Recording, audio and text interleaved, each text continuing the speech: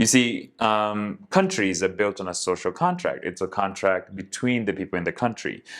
You pay your taxes. That's a contract you have with the government. You have a contract with other people, like we'll participate in voting. We won't, we'll follow these laws. Those are social contracts you are part of in your country.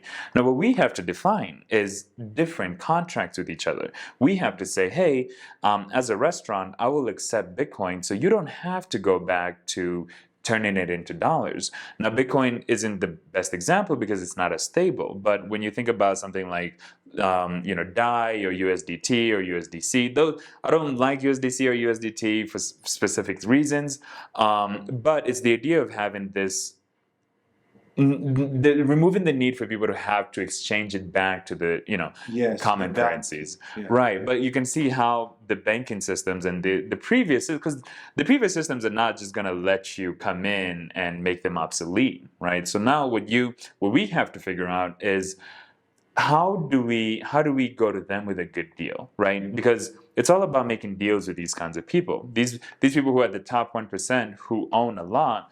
They own a lot of armies, they own a lot of resources. How can we talk to them? How can we be like, hey, if you help us, no, not even if you help us, don't help us, we'll help you be a lot more efficient.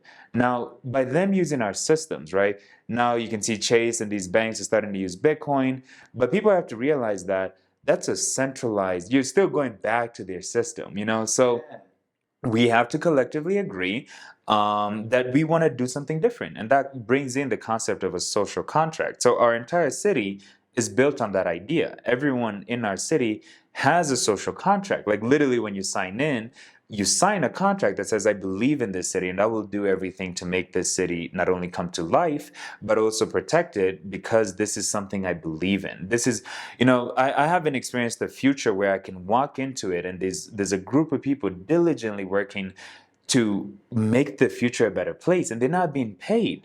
Because if I pay you to do something, then it becomes about the money. But if we collectively agree, I will do my part to make sure this organization keeps improving and keeps growing, and you will use your skills to build the products that will allow people to visualize what we're creating here together.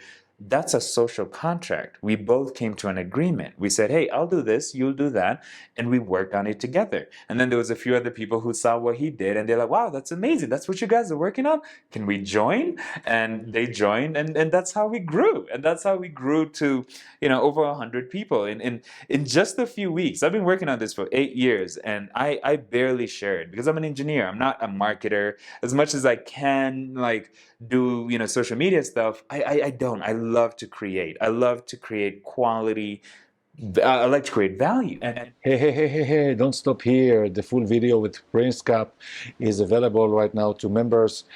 Links in the description below. If you really enjoy what I'm doing or you are curious what I'm doing, the real value, added value that I'm bringing to people is via the membership, including the forecast and my astrology perspective, looking ahead.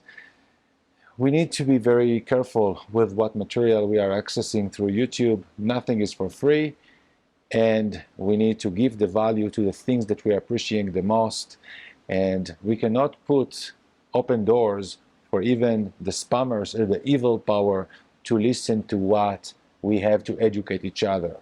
Private clubs are here. Now it's Patreon, later it will be something else. But only people that are appreciating are welcome to be around the fire. See you inside.